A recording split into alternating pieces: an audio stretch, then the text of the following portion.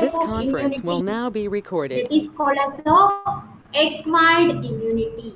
The second type of immunity is called acquired immunity. And what is acquired immunity? Acquired immunity is the immunity that is acquired during the lifetime, and that is called as the acquired immunity or adaptive immunity. And in these two types of immunities are present, active immunity and passive immunity. And also we discussed about the active immunity. And in these, next coming to the types of active immunity. And here there are two types of active immunity. And here first coming to the natural active immunity. And this natural active immunity, it results from the clinical infection by microbes. That means when the microbes that causes the infection in the individuals, and that shows the active immunity, and that is a type of natural active immunity, and it is usually long lasting immunity. That means here when the person he recovered from chicken pox or measles, he develops against that chicken pox and measles. That immunity is called as the natural active immunity. Here infection is caused by the chicken pox and measles, and here the microbes that causing the chicken pox and measles, they develop the natural active immunity. And whereas in some types of immunity, and that causes the premonition. What is premonition? Premonition means it is known as infection immunity. Premonition is known as infection immunity. That means it is a host response that protects against the number of parasites and illness without eliminating the infection. Here, the infection is not eliminated, and but it protects against the type of infection, and that is called as the premonition. And here it is seen in special type of immunity, that is seen in syphilis patients. And here it is by infection by microbes. That means here sometimes the reinfection also occurs, and that is called as the natural active immunity. Natural activity results from the clinical infection by microbes, and it is also a type of, it also consists a type of premonition. Premonition is called as infection immunity. That means here the infection is not completely eliminated but protects against the parasites. That is called as the premonition. And next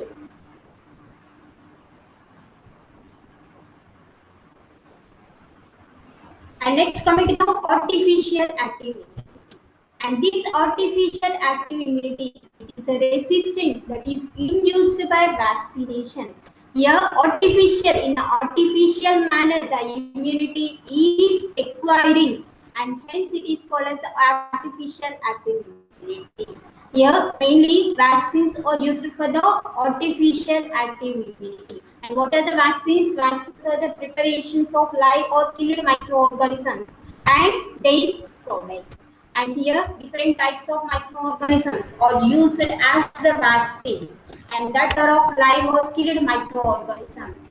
And here bacterial vaccines and viral vaccines, these are used for the artificial immunity, and it consists of attenuated killed subunit vaccines and bacterial products, and these are the different types of vaccines. And next, and here the live vaccines, they initiate the infection without causing any injury or disease. Live vaccines initiate infection without causing injury or disease. Live means here the cells are live, but here the immunity response is decreased that time, during that time, without causing the disease, and that are called as the live vaccines.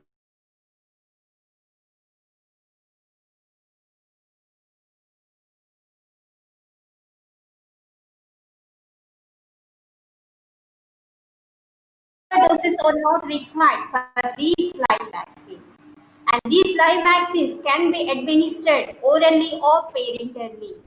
And next, coming to the killed vaccines. Killed vaccines are less immunogenic than live vaccines. Here, the killed microorganism preparations are used for the vaccine preparations, and these are less immunogenic than live vaccines. And here, the protection lasts for only short periods, and hence booster doses are required for these killed vaccines.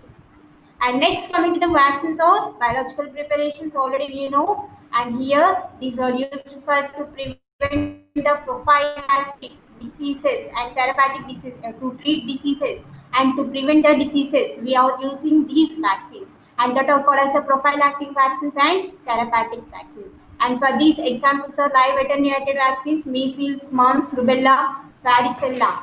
And next, inactivated vaccines are hepatitis vaccine, influenza, and pneumococcal. These are used as for the preparation of inactivated vaccine. And hepatitis B, it is called as the recombinant subunit vaccine. And toxoid preparations are also used as the vaccines. And next, live attenuated vaccines means live attenuated means here attenuation. Attenuation means here they lose their ability to cause the disease. That means they lost the ability of pathogenicity, but they can grow when these are inoculated into the media or the host. And that are called as the attenuated vaccines, and that are called live attenuated vaccines. And these were first discovered by Jenner. And here it was the vaccination procedure was discovered by Jenner by inoculation of humans with cowpox virus, and that causes the immunity, that covers the immunity to the smallpox. And that is the first vaccine produced by the Edward Jenner. And next, attenuation is caused by, it can be achieved by growing a bacteria or virus for prolonged periods under the abnormal culture conditions. That means here the inactivation of the pathogenicity under abnormal culture conditions, that is called as the attenuation. And this produces the different types of mutants, and that are used for the vaccination preparations. And here, the attenuated strains of Mycobacterium bovis, called as the BCG vaccine, Bacillus calmette-guerin, was developed by growing Mycobacterium bovis on a medium containing increasing concentrations of virus. And this vaccine is called as the BCG vaccine.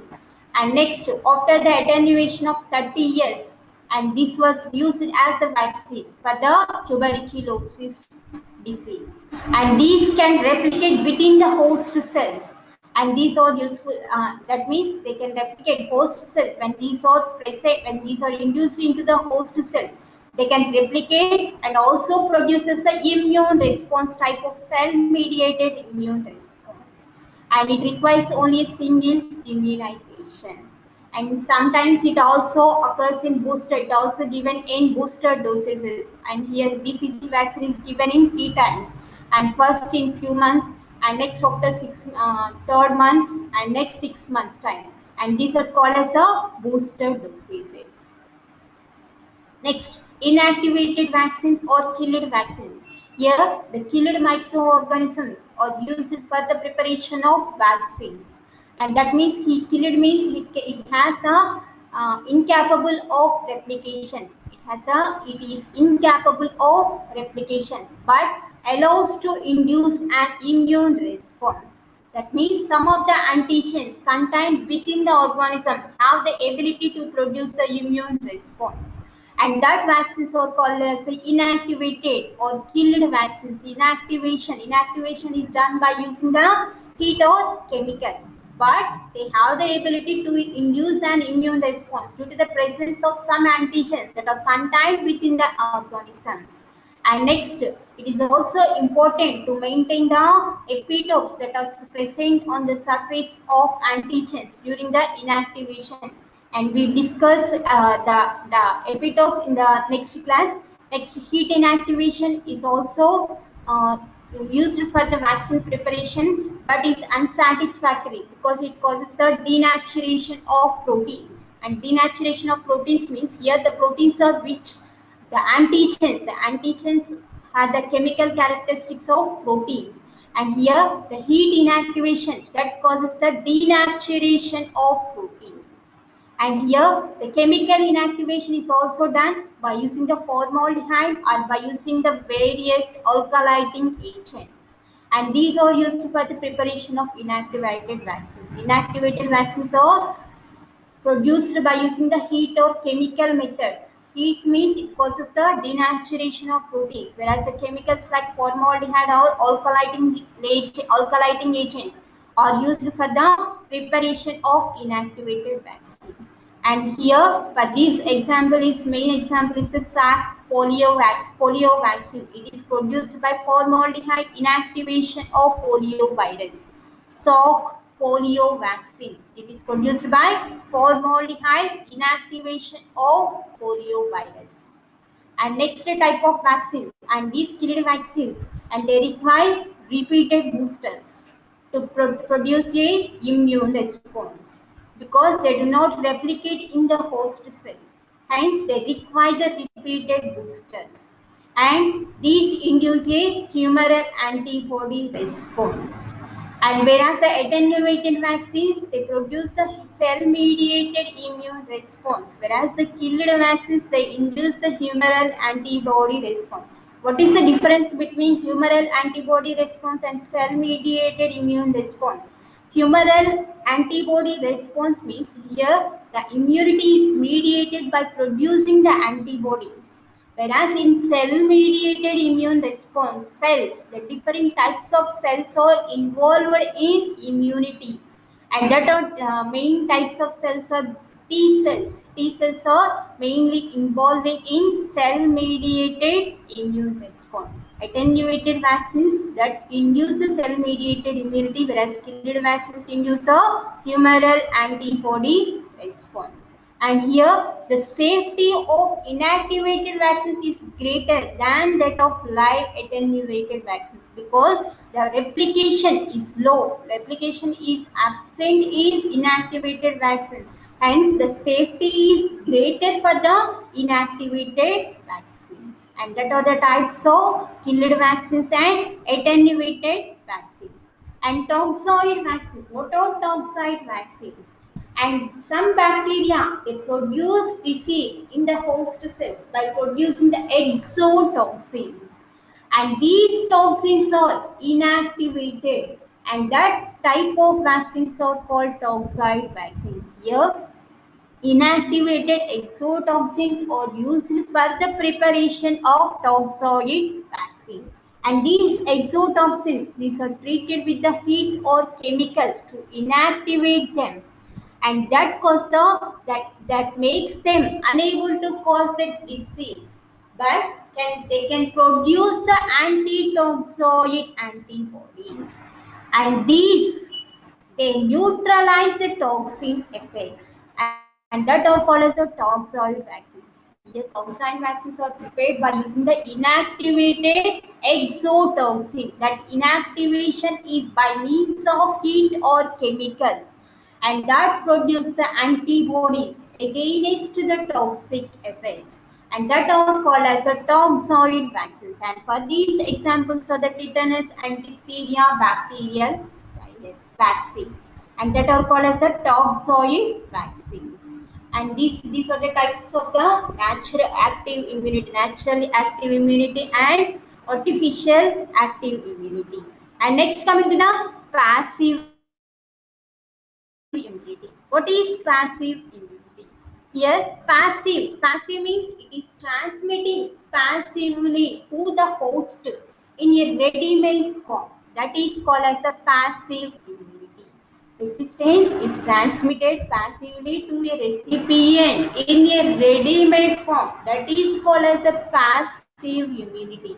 Active means actively the body producing the immune response, and that is called as the active. Whereas in passive immunity, the resistance is passively transmitted, and that is called as the passive immunity. Here in passive immunity, the recipient immune system, they lost the ability to produce the immune response. That is called as the passive immunity. And here the preformed antibodies are mainly used for the immunity. by the passive immunity that are called as the ready-made antibodies or the pre-formed antibody. These are administered to produce the immune response, and that is called as the passive immunity. And here, no latent period and no negative phase occur during the passive immunity. And here in natural immunity, what happened? In natural immunity, and it is of natural activity means infection. When infection occurs, the body induces the immune response. And here negative phase occur. Negative phase means that infection it proceeds for a long period. It does not cause the immune response. Sometimes it does not induce the immune response. That is called as the negative phase. Whereas in passive immunity, that no negative phase occur in passive immunity. And this immunity is transient, lasting for days or weeks. That means, for example, if fever is produced in our body, then we use the antibiotics or tablets, some of the tablets, and that is only for lasting for only few days or few weeks, and that is the type of the passive immunity. But it is not the pure example for that. But here the immunity is transient, lasting for few days or weeks. That is called as the passive immunity. When we are using the tablets or the antibiotics means that exists only for few days or weeks. That is called as the passive immunity. And next, no secondary type of response occurs in this type of immunity. That means secondary type of immune response, primary and secondary immune responses are there, and we will also discuss in the next classes. And next, when these antibodies, that means when antibodies are administered second time, these are eliminated more rapidly, and that shows the secondary type of immune response, that no secondary type of immune response occurs in this immunity. And next, passive immunization is less effective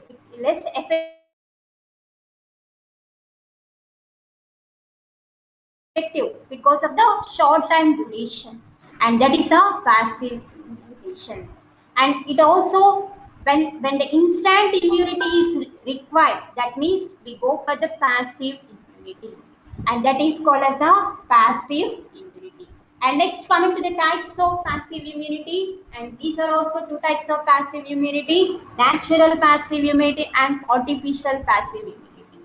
Natural, that means the natural means natural way. Here the resistance is passively transferred from the mothers to babies, and that is called as the natural passive immunity. Here the maternal antibodies that are transmitted predominantly through placenta, and that is type of a natural passive immunity. Whereas in animals, in such as pigs, antibodies are transmitted through colostrum. Colostrum means mother's milk.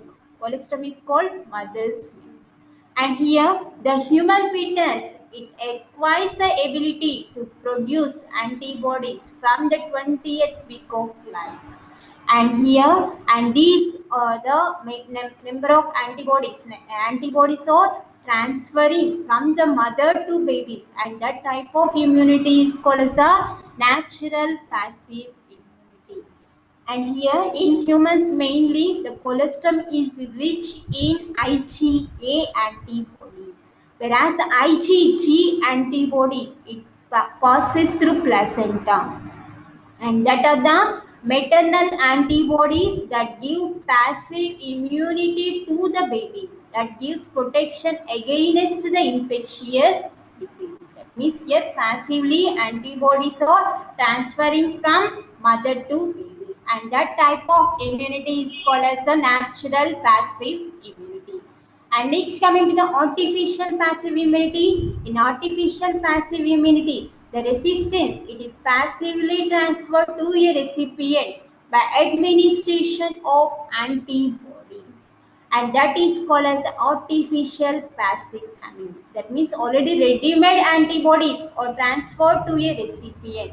And mainly different types of antibodies or sera are used for this purpose. Hyperimmune sera of animals, convalescent sera, pooled human gamma globulin. These are used for the prophylaxis or therapy, and that are the agents used for the artificial passive immunity. And what is hyperimmune sera? Hyperimmune serum means here the anti-tetanus serum that is prepared from the hyperimmune horses.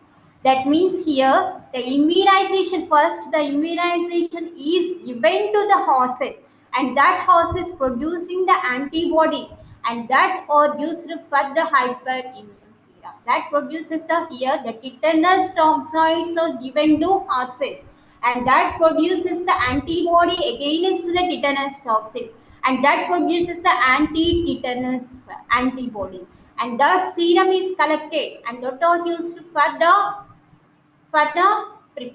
for hyperimmune serum, and these give temporary protection. And what are the disadvantages of these hyperimmune serum? And these causes hypersensitivity and immune elimination. Hypersensitivity, that means some of the animals or some of the humans, they cause the hypersensitivity, and also it eliminates the immune response against these type of serum. And whereas hyperhuman hyperimmunoglobulin, that gives more protection. Hyperimmune globulin, that means that consists of pooled human globulin, that means almost all antibodies are present in that type of human hyperimmune globulin, and that provides more protection than the hyperimmune serum, and that is the hyperimmune serum. Whereas the convalescent serum, what is convalescent serum? Convalescent serum means here the serum of patients that are recovering from this particular type of disease, and that produces the high levels of specific antibodies, and that is called as the convalescent serum. And nowadays COVID-19, it is a pandemic disease, and here the plasma therapy is used for the treatment of COVID-19. Here the convalescent serum is used for the COVID-19 treatment, and that is the convalescent serum. That means here that produces the specific type of antibodies against that particular disease. And next coming to the pooled human gamma globulin, and it consists of pooled serum of healthy individuals. That means all antibodies that are present in healthy individuals are used for the treatment. That is called as the pooled human gamma globulin. It contains the antibody against all pathogens that are present in the region, and that is called as the pooled human gamma globulin. And these are the ready-made antibodies that are used for the transfer, and that is called as the artificial passive immunity. And these are the types of immunity. And also sometimes combined immunization is given, and that is what is combined immunization, the combination of active and passive method of immunization, and that is called as the combined immunization. And here whenever passive immunization is employed for immediate protection, combined immunization is preferred, that produces the more immune response, hence it is given. For this example is when the non-immune individual with a tetanus prone wound, here the injection of TIG in one arm and tetanus toxoid in other arm, followed by full course of tetanus toxoid injections or given, and that produces the combined immunization. And here the TIG provides the protection necessary till the active immunity is able to come, and that is called as a combined immunization, and these are used for the immunity. And next, what is the mechanism that occurring in acquired immunity? And here the acquired immunity, that showing two types of immune response, and that are of humoral immune response and cell mediated immune response. And here Humoral immune response,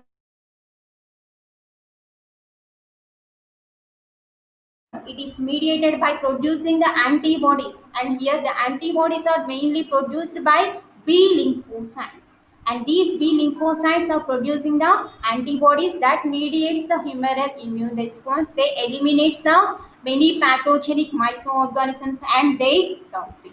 Whereas the cell mediated immune response, it is mediated by T lymphocytes, and it eliminates the intracellular microbes that are present in phagocytes or other infected cells, and by means of complement activity or by phagocytosis activity, and that is called as the cell mediated immune response. Cell mediated immune response is mainly mediated by T lymphocytes, whereas humoral is mediated by B lymphocytes, and this B lymphocytes producing the antibody, and hence humoral immune response mainly involves antibody mediated immunity, and these are the mechanisms that are showing by acquired immune response. And here in cell mediated immune response, and they recognizes the antigen on macrophage in association with MHC complex or major histocompatibility complex. We will discuss these, and here these T cells identifies the molecules, that means the foreign antigens are identified by T cells that are present on cell surfaces, and they distinguish between the self and non-self antigens, and that produces the different types of cells that are able to kill the infected cells, and here they produce into effector cells, and that causes the killing of infected cells. Here, it mainly involves the process of phagocytosis process or complement activity, and that mainly mediates through the phagocytosis process that kills the microbes by phagocytosis, and that is called as the cell mediated immune response. And this cell mediated immune response, it shows two types of responses: primary immune response and secondary immune response. Primary immune response means the first showing immune response, that is called as the primary immune response, and it produces the effector T cells and memory cells, and these are developed within a short time. Within several, these develops in several days, and they does not limit the infection. That means the infection, um, it is cured in few days or in long days. That is called as the primary immune response. Whereas the secondary immune response, it is more effective at limiting the infection. Secondary immune response means when the secondary time the antigen is produced in the body, the antibodies are produced. That shows the secondary immune response, and it shows the fostered immune response. And these mainly involves the cytotoxic cells, TC cells, T cytotoxic cells, and that shows the against the intracellular parasites, and that shows the delayed hypersensitivity reactions and allograft rejection. And we will discuss this topic in the later classes. And next, the humoral immune response. Here, the B lymphocytes are able to recognize the specific antigens, and these proliferate in the body, and they produce the plasma cells. And that plasma cells are the main antibody producing cells. And these are mediated through the B cells. B cells produce the antibodies. That immune response is called as the humoral immune response, and these antibodies, they recognize the antigens and they bind to specific antigens that are present in microbes, and they destroy the microbes by different mechanisms. And these B lymphocytes, these also produce the memory cells. That means the memory cells, when these are needed, they produce the immune response, and that is the humoral immune response. These two types of immune response are shown by acquired immunity. And next, And this is about the immunity and different types of immunity. And what we discuss, immunity is of two types: innate immunity, acquired. Innate immunity means the immunity that is present at birth, that is called as the innate immunity. Whereas the acquired immunity means the immunity that is acquired during the lifetime, that is called as the acquired immunity. And the innate immunity is, it is of non-specific immunity and specific immunity. And acquired immunity, it is of active immunity and passive immunity. Active immunity is again of two types: natural active immunity and artificial active immunity. Natural activity immunity, it is by infection, it is produced by infection, whereas the artificial immunity, it is induced by vaccines, and different types of vaccines are used for the artificial immunity. And the killed vaccines, attenuated toxoid vaccines, and recombinant DNA or subunit vaccines. And whereas the passive immunity, it is also again of two types: natural passive immunity and artificial immunity. And natural passive immunity, the immunity is induced from mothers to the babies, that is called as a natural passive immunity. Here the next, in artificial passive immunity, the ready-made antibodies are transferred passively, and that is called as the artificial passive immunity. And this is the immunity and different types of immunity. And next, coming to the next topic, antigens.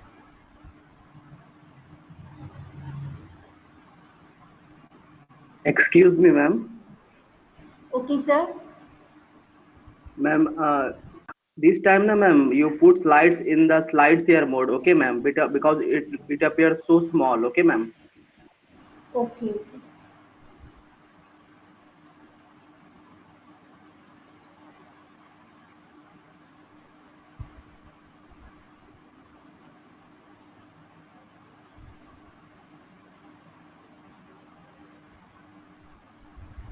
Coming to the next topic, antigens. And what are antigens? Antigens, these are the substance or the foreign substance, and that when it is Hello, ma'am. introduced in, yeah, tell me. Ma'am, put the slides on the slide share mode. Upside, it is there on upside, ma'am. Slide share mode.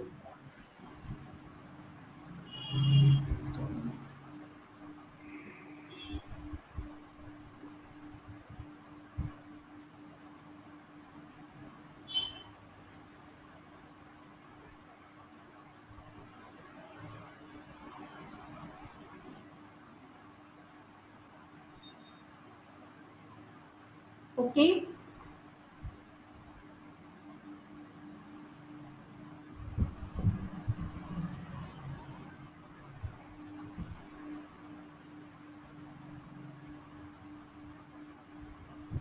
Is it okay?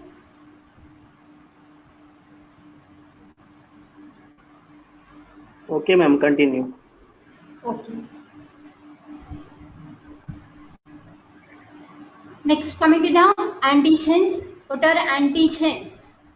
Antigens are the substances or the foreign substances.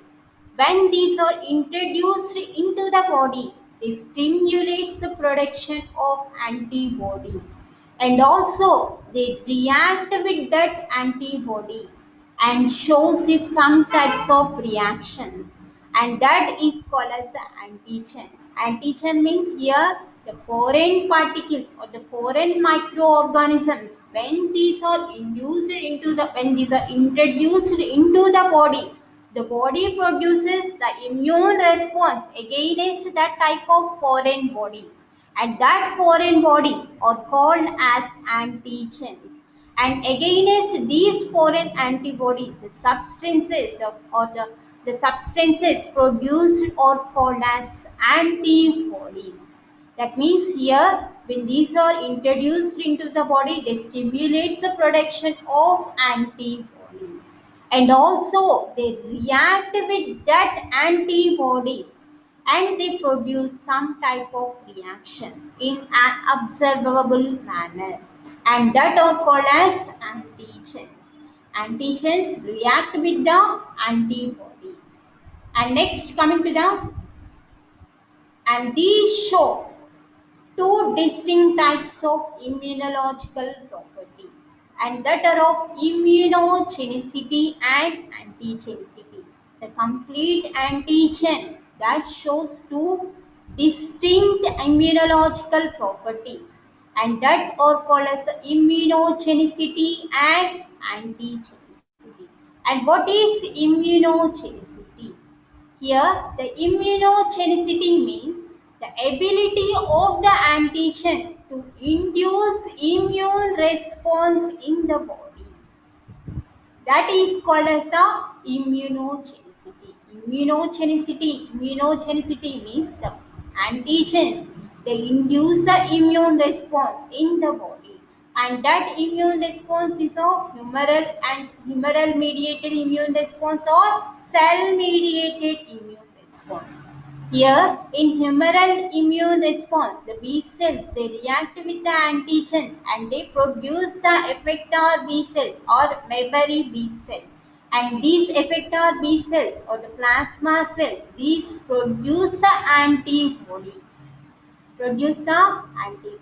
Whereas in cell-mediated immune response, the T cells, they react with the antigen and they produce the effector T cells, helper T cells. Two types of T cells are say Th cells and Tc cells, T helper cells and T cytotoxic cells, that are mainly showing in immune response. And they also produce the memory T cells, and that substrate that showing these property that are called as immunogens. The antigens that showing the immune response are called as immunogen. Next, coming to the antigenicity. Antigenicity means antigens, they combine with the products antibodies, and that is called as the antigenicity. What is the difference between immunogenicity and antigenicity? Immunogenicity means they induce the immune response, and that means they produce the antibodies against the type of foreign antigen. Whereas in antigenicity, they react with the antibodies and they show some type of reaction, and that is called as the antigenicity. And the antigen means they show two properties of antigenicity and immunogenicity. And here the molecules that showing immunogenicity and antigenicity are called as antigenicity. And based on these, two types of antigens are present, complete antigens and incomplete antigens, whereas the incomplete antigens are called as the half-tens. And here the half-tens which are antigenic but not immunogenic, that means here they can combine with the products of immune response but they do not induce immune response, and that are called as the half-tens. And next, epitopes or antigenic determinants, and these are called as smallest units of antigenicity. Epitopes are called as smallest units of antigenicity. That means antigen contains small area on the surface, and that comprises a 4 to 5 amino acid residue, and that is capable of sensitizing the T cells and B cells and react with them, and that are called as epitopes or antigenic determinants. That means antigenic determinants. The determinants means the surface of antigen contains some residues that are capable of reacting with the antibodies, that are called as antigenic determinants, that are called as epitopes or antigenic determinants. Whereas on the surface of antibodies, specific sites are present that can react with the epitopes, and that are called as paratopes. Paratopes, epitopes. Epitopes means antigenic determinants, whereas paratopes means antibody binding regions. Antibody binding regions. That means the antibody that reacts with the corresponding epitope of an antigen is called as the paratope. And these are the difference between antigenic determinants, and on the surface of antibody paratopes are present, epitope and paratope. And next, coming to the different types of epitopes are present, and mainly sequential or linear epitopes and conformational and non-sequential epitopes are present on the surface of antigen. And what are sequential or linear epitopes? Here the antigen, the chemical structure of antigen, chemical nature of antigens, or these are mainly protein in nature, and here these are present as single linear sequence of few amino acid residues. The linear sequence of amino acid residues, they shows the sequential linear epitopes. Whereas the conformational or non-sequential epitopes, these are present on the tertiary structure. That means here protein show structures, protein structure, primary structure, secondary structure, tertiary and quaternary structure. Here the amino acid, by grouping of amino acids, these structures are formed, and that structures they define the epitope determinant, and that are of sequential and conformational. Sequential means these are present as single linear sequence of amino acids, whereas the conformational or non-sequential means here these are present on the complex antigen that having the tertiary structure.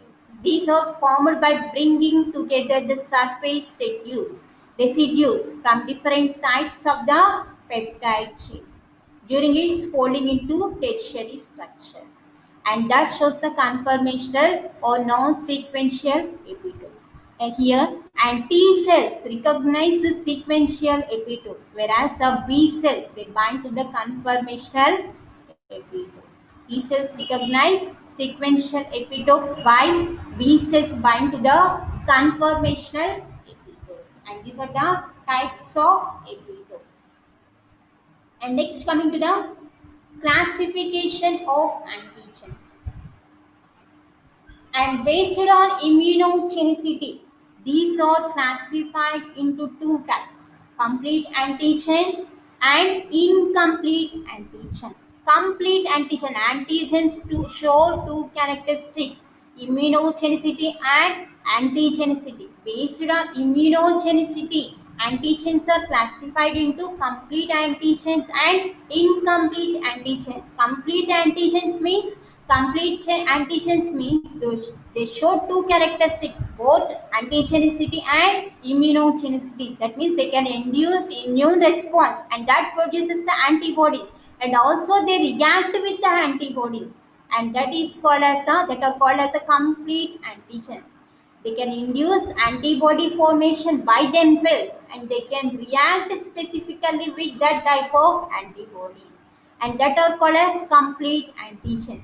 Whereas the incomplete antigens, the antigen, these are unable to induce antibody formation, but they can become immunogenic when they bind to the antibodies, when they bind to the proteins called as the carrier proteins. Okay, incomplete antigens. Antigen means complete means that has the capacity of both antigenicity and immunogenicity.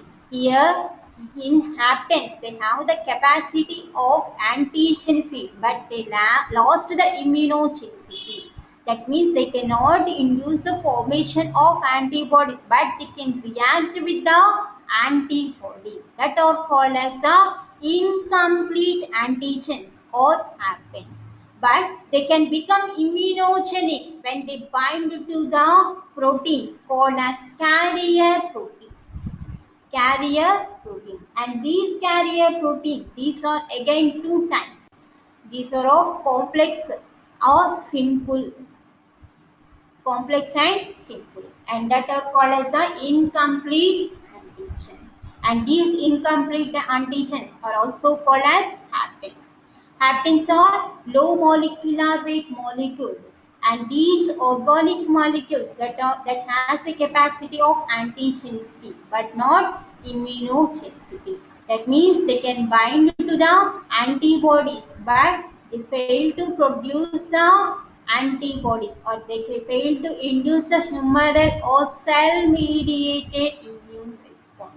That means here no antibodies are raised against them. That are called as the haptens or incomplete antigen. Why haptens are not immunogenic? Because they cannot activate T helper cells. They cannot activate, they cannot show the cell mediated immune response, or also humoral immune response. That means they cannot, and they are unable to produce antibodies, and also they are unable to show the cell mediated immune response. That means they cannot activate T helper cells, and this failure to activate T helper cells is the inability to bind to the MHC proteins, major histocompatibility proteins. And these haptens are univalent, hence they cannot activate B cells by themselves. They cannot activate B cells. They cannot produce the antibodies. That's why these are not immunogenic. Whereas they can induce immune response when they bind to a protein called as carrier protein. They can induce immune response when they bound to a large protein called as carrier protein that forms the immunogenic hapten carrier conjugate. And these carrier protein molecules, these are antigenic as well as immunogenic. And they combined with the haptens and they produce the hapten carrier conjugate. And that induces the immune response. Haptens, they themselves, they do not produce the antibody. That means no B cell stimulation. When the T helper cells, they induce the B cell stimulation, they produce the antibody. That means here the carrier molecules are involved in inducing the B cell stimulation, and that is the haptens. And next, they do not, haptens or do not activate B cells, whereas carrier proteins have the capacity of both inducing the antibodies and also combine with the antibodies, and that are called as a carrier protein. Here BSA proteins, mainly bovine serum albumin proteins, they act as carrier proteins and they activate the B cells. And next, here the hapten molecules, when they conjugate with the carrier molecules, they produce the hapten carrier conjugate that can induce the immune response, and that can have the capacity of immunogenicity. By itself, hapten cannot function as immunogenic epitope. But when multiple molecules of hapten are coupled to carrier protein, they can accessible to the immune system and can function as immunogen. And next, and this the work done by Carl Landsteiner on the haptens. What happened here? When the rabbit is immunized with hapten, it cannot induce the immune response. That means they cannot produce the antibodies. Whereas the carrier proteins are immunized in rabbit, that produces the antibodies. And when hapten and carrier conjugate is added, that produces the antibodies. Hapten carrier conjugate, when it is immunized into the rabbit, and it produces the antibodies to hapten, antibodies to carrier, and antibodies to conjugate of hapten and carrier. Here, the hapten molecules are called as dinitrophenide, and this again happens, antibodies are not formed. And here, when protein carriers are injected into the rabbit, that produces the antibodies against the BSE. Whereas in hapten carrier conjugate, against this, major amounts, when it is induced means it haptens are conjugated with the carrier protein, and that produces the antibodies of both three types of antibodies: anti DNP, anti BSK, anti DNP BSA. And this work was done by Carl Landsteiner by immunizing the rabbit and also observed the antibodies against the hapten's carrier and hapten carrier conjugate. What he observed, antibodies are formed against the hapten's carrier when the carrier is conjugated to the hapten molecule. That means the haptens are immunogenic when they combined only with the carrier proteins, and that was explained by Carl Landsteiner. And what are the examples of haptens? And here some important haptens are dinitrophenine, aminobenzene, orthoaminobenzoic acid, meta-aminobenzoic acid, para-aminobenzoic acid. These are the most important haptens that are used.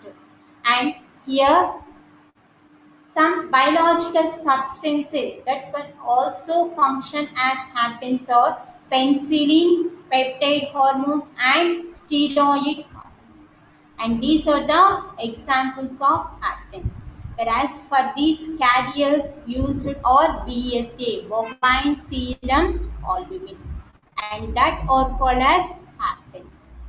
And based on the origin, here antigens are classified into complete antigen and incomplete antigen based on immunogenicity. Whereas based on origin, these are classified into exogenous antigens and endogenous antigens. Exogenous antigens or antigens that entered the body from the outside, and that are called as exo means outside, entered the body from the outside by means of inhalation, ingestion or injection, and that are called as exogenous antigens. And here the immune system response to exogenous antigen is also subclinical.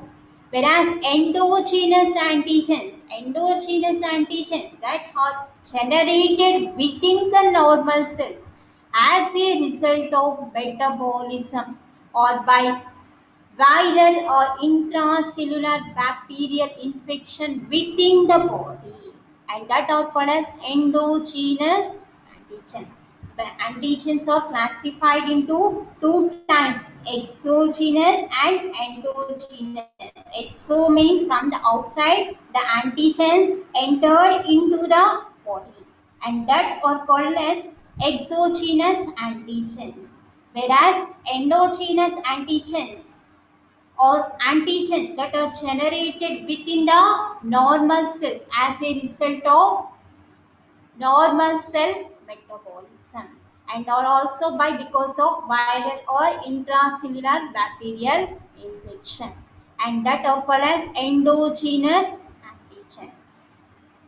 Whereas based on antigen and host relationship, these are classified into self or autoantigens, non-self or foreign antigens. In the body, the antigens are present, and that are called as self-antigen. But when the antigens are entered into the body from the outside, that are called as foreign antigen. And based on the antigen-host relationship, these are classified into self or autoantigens, non-self or foreign antigens. Self antigens, they belong to the host itself, that are not immunogenic. and here the host do not react to that antigens, and that shows the mechanism called as immunological tolerance. Whereas sometimes these self antigens are altered and that can become immunogenic. And some individuals they show autoimmune diseases. Autoimmune diseases are the diseases caused by self antigen, and that are called as self or auto self antigens. They belong to the host itself. Whereas non-self or foreign antigens, these are derived from other, and that are of three types: allo antigens, isoantigens, and heteroantigens.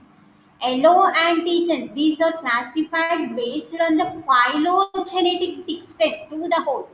That means between the species, within the species, and from the different related species.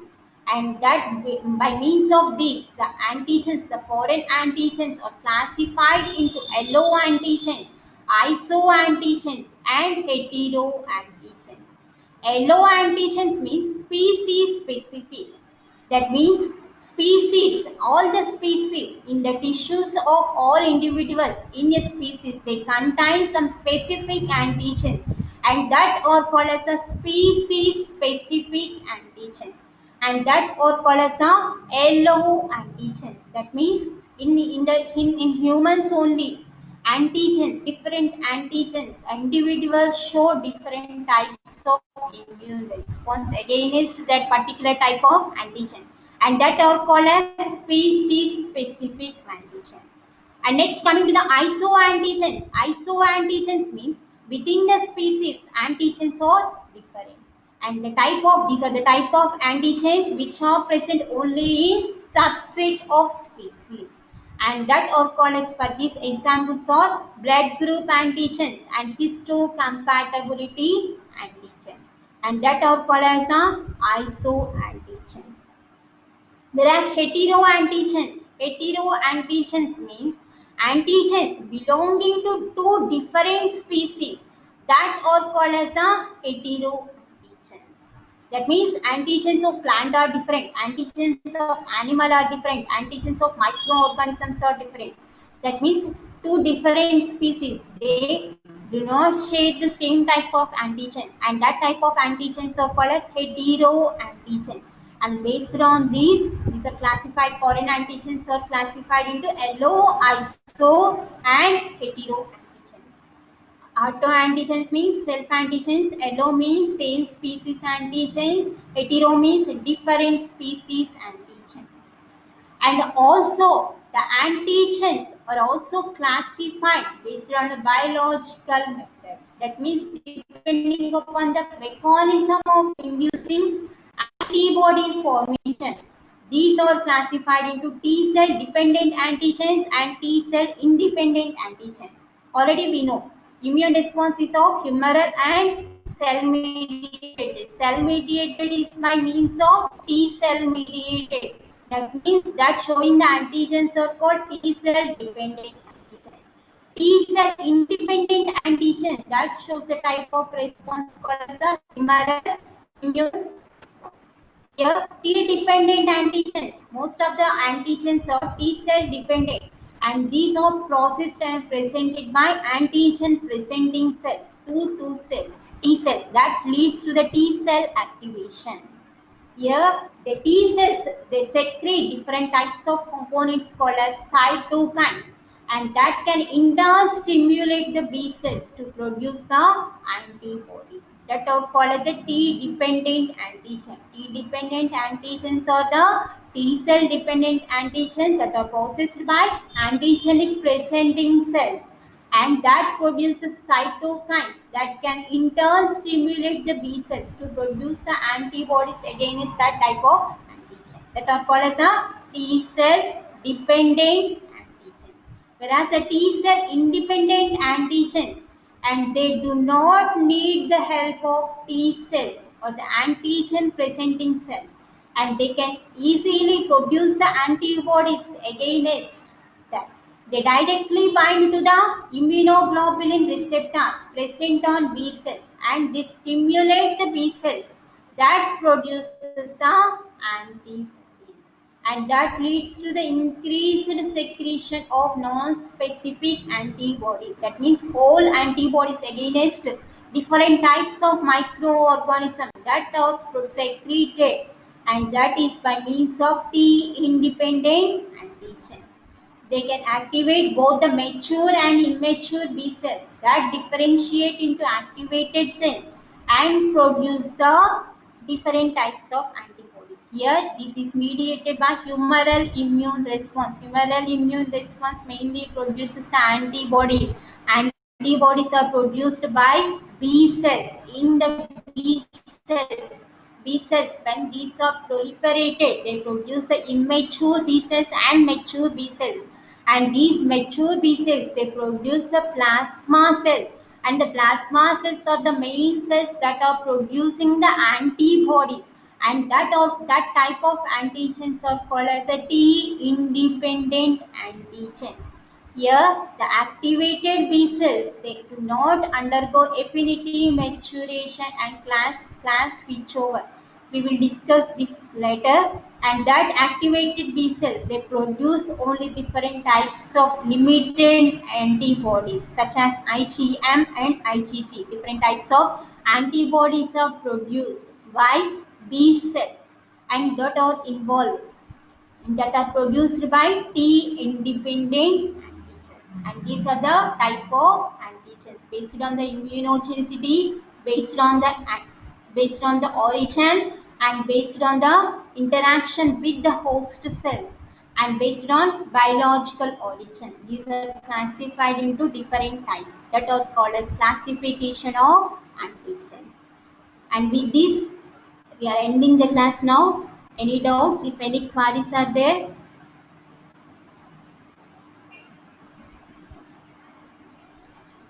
Thank you, ma'am, for this informative session. I hope students understood the aspects of today's antigens and last class remaining topics. So I request students, if you have any doubts, please comment in the comment section. If you have any queries, you can ask in the comment section. And we'll reply according to your questions. Feel free to ask questions. Please put your questions in the comment section. Jancy CS is asking, ma'am, please tell once again about negative phase and TIG. Sorry? She is asking about TIG? negative phase and TIG. Negative phase. Okay. In natural infection, positive phase and negative phase are present. Positive means the infection. In some individuals, they show infection to that type of foreign microorganism, and that shows the positive infection. Whereas the negative means some individuals, they do not show immune response against that type of infection, and that shows the negative phase. That is the difference between positive phase and negative phase. Positive means infection, prone to infection is positive, whereas negative means less to infection, less prone to infection, and that is called as the negative phase. And that is the negative phase.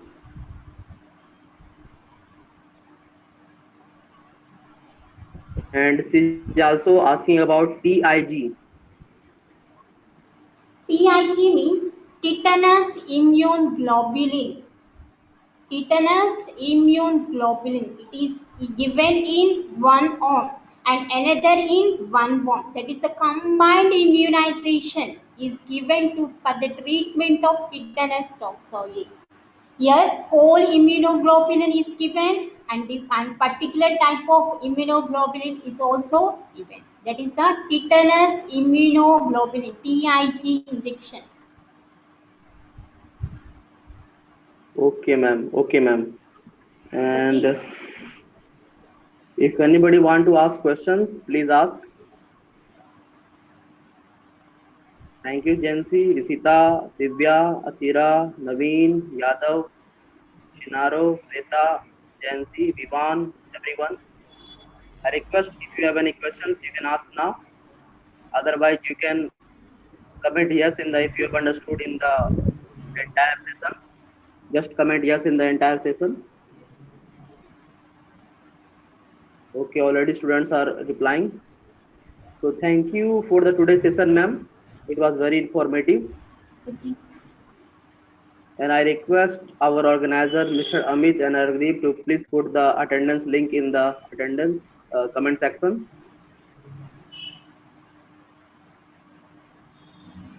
I request every student to please fill the attendance form. It is compulsory, it is mandatory.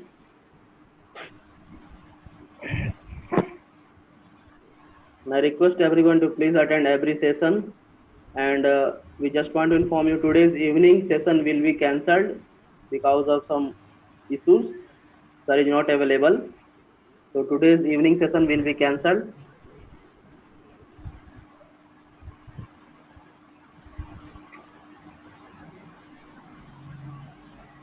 I request everyone to please fill the attendance form in the comment section.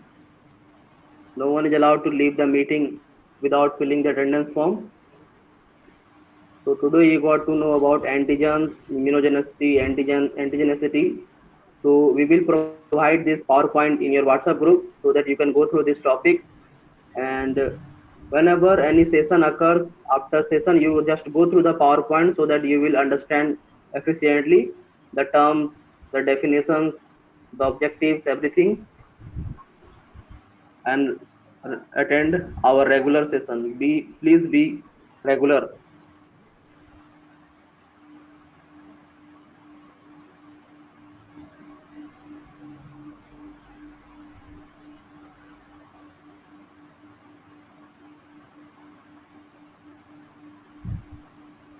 Thank you so much, ma'am, for this informative session. We really feel delighted to have you as our speaker.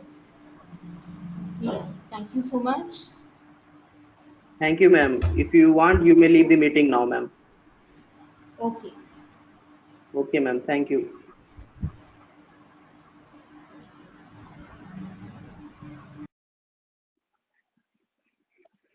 I request everyone to please fill the attendance form. And today's evening classes is cancelled because of some issues. So we will meet you in the Thursday classes.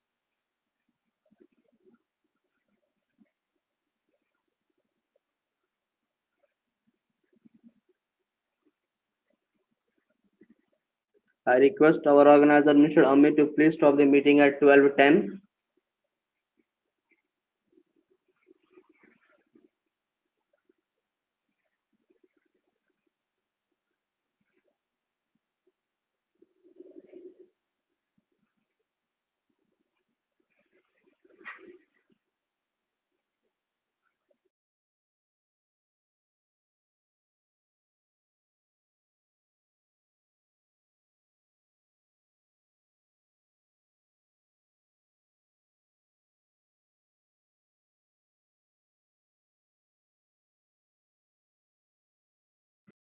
Argdeep, are you there?